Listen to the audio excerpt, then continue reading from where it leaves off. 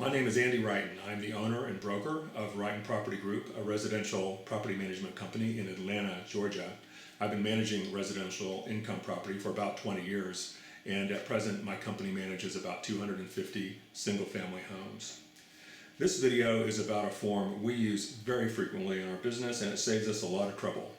Our roommate change ad amendment, which is available to download for free from our website, www.houseatlanta.com, at the DIY landlording page. Here is a very common scenario in residential property management. You have more than one tenant named on a lease. The lease expires. One or more roommates desire to stay in the property for another year, while one or more tenants want to move out. There are several ways to handle this with your lease paperwork. One way is to terminate the current lease, disperse the security deposit to the parties, draft an entirely new lease, naming the new tenants, and collect a new security deposit from those tenants. That is a lot of work. Here is a better way.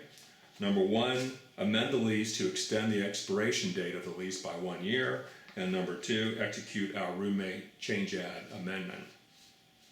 The beauty of our roommate change ad amendment is that it includes the following language. The tenants have agreed to handle and settle the transfer of monies for reimbursement of any security deposit between themselves and release landlord from any and all claims or liability for refund of the security deposits to any roommate who is being released from the lease and moving out of the premises.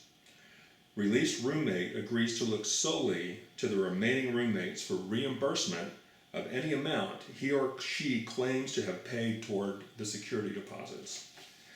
There are several benefits to using this amendment.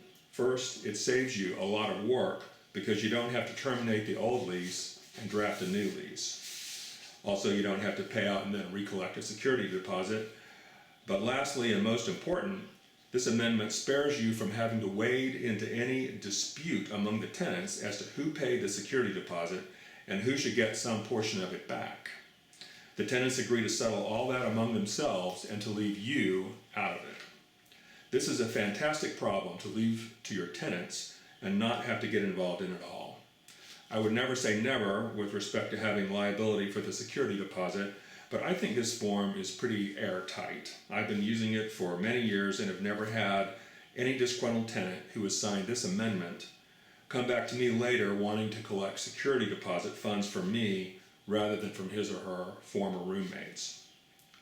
The last thing regarding roommate change ad situations is a best practice which you should not neglect.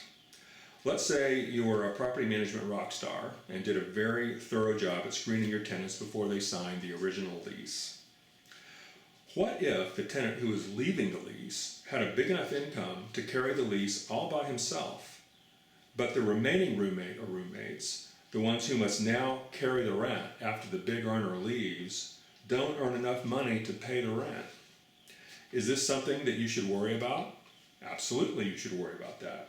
The solution is to require the remaining or new roommates to reapply for the property and allow you to verify that they can carry the rent without the help of the departing roommate or roommates. If you neglect to rescreen the remaining and or new roommates and the new crew of tenants cannot afford to pay the rent, you'll have only yourself to blame for this avoidable problem.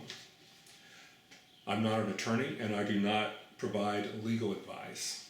The materials available at this website are for informational purposes only. You should contact your attorney to provide advice with respect to any particular issue or problem. Good luck out there in your residential landlording projects.